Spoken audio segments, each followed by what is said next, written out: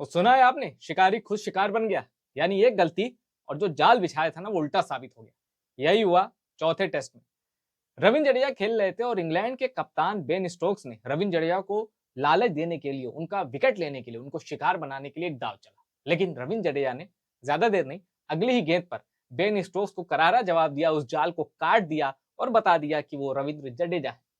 हुआ क्या, गेंदबाजी कर रहे थे लियाम डॉसन और ये बात है तब भारत का स्कोर था 260 पे 4, 82.4 या 82.5 बॉल, यानी 83rd ओवर रनिंग था और लियाम डॉसन बॉलिंग कर रहे। आपको पता है कि जब लियाम डॉसन बॉलिंग करते हैं वो तो लेफ्ट आर्म ऑर्थोडॉक्स स्पिनर है और रविंद्र जडेजा के लिए उनकी गेंद पड़ने के बाद अंदर आएगी, तो ऐसे में लॉन्ग ऑन लेना बहुत जरूरी है क्योंकि रविंद्र जडेजा लंबी लंबी हिटिंग करते हैं और लेफ्ट आर्म ऑर्थोडॉक्स स्पिनर को लॉन्ग ऑन पे खेलना बड़ा आसान होता है क्योंकि गेंद भी टर्न होती है और स्विंग भी ऐसे रहता है लेफ्टी बैट्समैन का। तो जब दोनों चीजें मिलती हैं तो इलॉन्गेशन भी ज्यादा दूर मिलता है, पावर भी ज्यादा जनरेट होती है और उस इलाके में आप लंबी दूरी तक छक्के मार सकते हैं। खैर, तो रविंद्र जडेजा बैटिंग कर रहे थे तो जाहिर सी बात है हिटिंग कर एबिलिटी है उनकी, तो जो रूट को लॉन्ग ऑन पे बेन स्टोक्स ने खड़ा किया। 4 गेंदें हुई तो बेन स्टोक्स ने सोचा कि इधर शार्दुल ठाकुर है, रविंद्र जडेजा सिंगल लेके ऊपर भी आ सकता है, तो रविंद्र जडेजा को सिंगल मत लेने दो।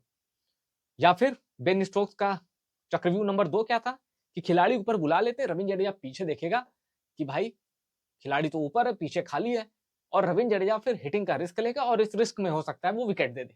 ये बेन स्टोक्स की सोच थी।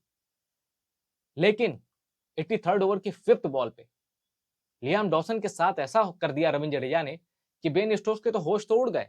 बेन डेकेट जो है ना इंग्लैंड का ओपनर, वो मैदान पे ही हंसने लगा। वो कहने लगा, अरे कप्तान साहब, बेन स्टोक्स साहब ये क्या कर दिए। जानते हैं क्या हुआ? जैसे ही जो रूट ऊपर आए यानी लॉन्ग ऑन से वो मिड ऑन बने, अब सर्किल के अंदर आ चुके थे जो रूट, रविंद्र जडेजा ने आगे बढ़ा और लियाम डॉसन की पहली गेंद यानी 4 गेंद बाद तो बेन स्टोक्स ने ऊपर बुलाया था फील्डर, उसके बाद जो उनकी पहली बॉल थी और ओवर की 5th बॉल थी, रविंद्र जडेजा ने चार्जअप किया, पिच पर 4 कदम नाचे और दे दिया लंबा शॉट, चौका, 4 रन के पार। बेन स्टोक्स ने कहा, यार अभी एक गेंद पहले तो मैंने लाया था। रविंद्र जडेजा ने बेन स्टोक्स के बिछाए जाल को काट दिया और इसका सबूत जो बेन डकेट ने जो मैदान पर ही हंसी है, अपने कप्तान की हंसी उड़ाई है कि ये क्या कर दिया तुमने।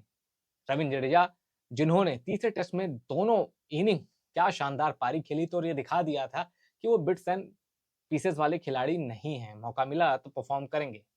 हालांकि एक कमेंटेटर ने यह भी कहा कि रविंद्र जडेजा अगर जिता देते तो वो महानायक बन जाते, पर हारी हुई पारी को कोई याद नहीं रखता, तो रविंद्र जडेजा की इस पारी को भी लोग भूल जाएंगे।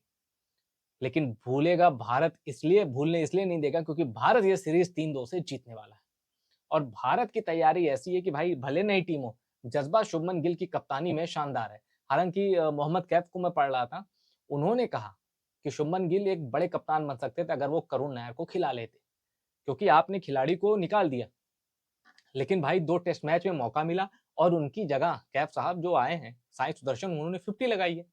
और अगर इंडिविजुअल टैलेंट, इंडिविजुअल स्किल इस पे देखे तो साई सुदर्शन जैसा प्लेयर कम से कम करुण नायर तो नहीं है। हालांकि मोहम्मद कैफ की बात को मैं काट नहीं रहा हूं, पर मैं ये कह रहा हूं कि आप जिस खिलाड़ी के ना खिलाए जाने से निराश थे, उस खिलाड़ी की जगह जो खेल रहा है वो तो परफॉर्म कर रहा है ना। तो अल्टीमेटली प्लेयर नहीं मायने रखता, मायने रखती है टीम के लिए जो खेले उनकी परफॉर्मेंस और टीम की जीत। अगर आप टीम को जिता रहे हो तो आपका कॉम्बिनेशन कुछ और लोग कहते हैं चलो ठीक है टीम जीत तो रही है ना, रिजल्ट मैटर करता है। तो ठीक है, मोहम्मद कैफ की अपनी सोच है करुण नायर को लेके, मेरी साई सुदर्शन को लेके अपनी सोच है। तो खैर, रविंद्र जडेजा पर बहुत निर्भर है भारत की टेस्ट में स्थिति और भारत का टेस्ट में इतिहास रचना। रविंद्र जडेजा पे बहुत हद तक डिपेंड करता है क्योंकि यही वो खिलाड़ी, क्योंकि हमने देखा है भारत का टॉप ऑर्डर तो परफॉर्म कर रहा है, लोअर और टेल से तो भूल ही जाइए, टेल के बल्ले से तो रन ही नहीं निकल रहे, लेकिन टेलेंडर्स नहीं परफॉर्म कर पा रहे। हमने देखा कि नीतीश रेड्डी ने अच्छी परफॉर्मेंस नहीं दी, शार्दुल ठाकुर को जब खिलाया गया पहले टेस्ट में तो उन्होंने अच्छी परफॉर्मेंस नहीं दी। ये टेंशन है, ये चिंता का विषय है और उस पर भारत के कम से कम टेलेंडर्स या लोअर मिडिल ऑर्डर अमल नहीं कर रहा सिवाय रविंद्र जडेजा के। ऐसे में रविंद्र जडेजा की भूमिका बहुत ज्यादा बढ़ जाती है। अब वो सेकंड हीरो नहीं है, मेन हीरो है, क्योंकि भाई ऊपर वाले तो हर मैच में काम करके चले जा रहे हैं, ऊपर वालों की भी उम्मीद रविंद्र जडेजा से बच गई है कि तू ही ये जिता सकता है, बस चल जाए तो। अब इंग्लैंड को चौथी पारी में खेलना और अगर रविंद्र जडेजा ने सेकंड इनिंग में अपना बेस्ट दे दिया, बड़ी पारी खेल दी, तो इंग्लैंड की हार निश्चित है। 2-2 से भारत पहले मुकाबले को टाई करेगा, उसके बाद 5वें टेस्ट में इंग्लैंड को उसी की जमीन पर धो देगा। आपको लगता है कि अगर भारत ये टेस्ट सीरीज जीतने का मादा रखता है और भारत एक टेस्ट सीरीज जीतेगा, चैनल को लाइक और सब्सक्राइब जरूर करिए।